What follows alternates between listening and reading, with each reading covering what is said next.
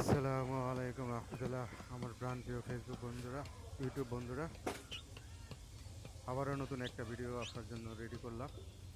দেখেন আমার ছোট্ট ফার্মের ছোট্ট মুরগির বাচ্চাগুলো একা পেয়ে কি অসাধারণ খাচ্ছে, একা একা খাচ্ছে, আরাম পাচ্ছে। ভিডিওটি কেমন লাগলো লাইক কমেন্ট শেয়ার করে জানিয়ে দেবেন। ধন্যবাদ সবাইকে।